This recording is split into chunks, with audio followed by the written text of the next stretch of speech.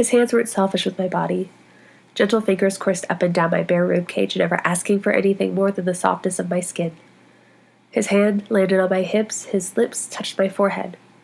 What is this feeling? Tenderness. Something I've long since forgotten. Tenderness lives in the warmth of a smile in darkness. My own hands hold steady on his chest as his heart beats faster. Without warning, my thoughts slip out from behind my lips and I say, I feel safe with you. He wraps his arm around me and pulls me close. No more words were needed. I fell asleep faster than I ever have in someone else's bed, knowing he wouldn't ask anything else of me or my body. As I drift off to sleep, I think, have I never really experienced this before? All these years I thought affection was tough hands pulling at my hair and squeezing my ass.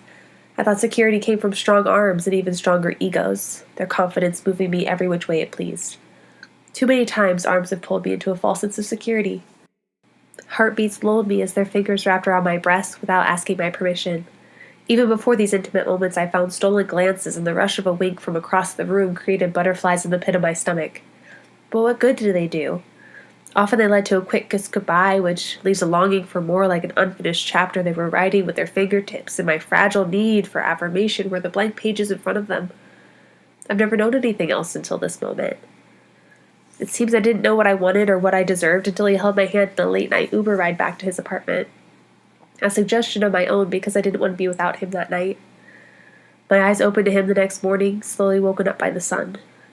We lay in bed all day watching the snowfall, cuddled up, sharing stories with one another. Feeling safe. I tell him about my story ideas and share my favorite melancholy songs. He listens with closed eyes as if the melodies are running through his veins. Stories of love and loss in all varieties hang in the air. I stare off and talk about the pain from my past and how it seeps into every relationship I've ever had. The terrifying thought of losing people, of losing myself again, of losing a real chance at happiness, whatever that is. These are things I've never told anyone in such depth and fear of being too vulnerable. He holds me close as I'm near tears, back under the covers, safe. His hand finds its place on my hip. His thumb moves ever so slightly up and down, reminding me that he is still there. We lay together, drifting in and out of sleep. My mind races, and I can't help but break the silence. Tell me a thought, I request. After a beat, he says, This is kind of weird. My face skews, though he can't see it in the dark, and I ask, Why's that? He squeezes me a bit tighter, and it feels like he's holding his breath in his throat. I've had a crush on you for like a year.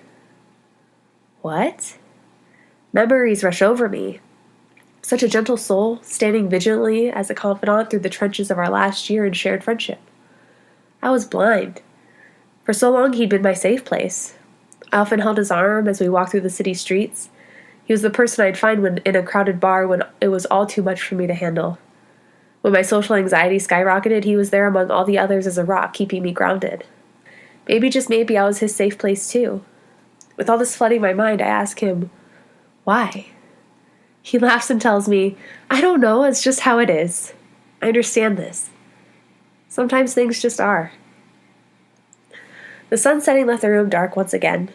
We continue to share stories of our childhoods and the hardships as 20-somethings, both unable to stop the words from overflowing. I've never heard him talk so much before, and this warms my heart to the core.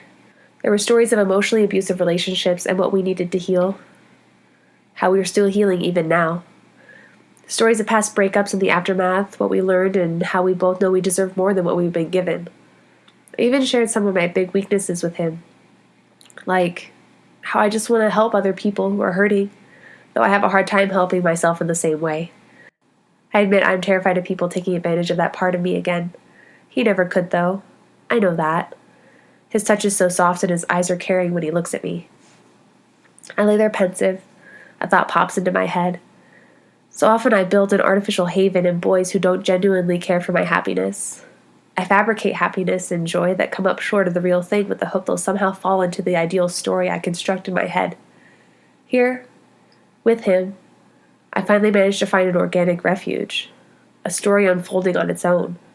Compassion in linked fingers, respect as he traces the outline of my skin, safety in the silence and elation in our stories. His smirk at my puns and the feeling of his eyes watching me watch the snowfall. The touch of his beard on my shoulder, my eyes closed from the sensation of his touch once again. The warmth of his skin against mine and his unselfish hands reminded me that touch shouldn't make me recoil. He's given me a safe place to land. I guess he always has. Perhaps I'll stay a while and close my eyes and rest this weary soul.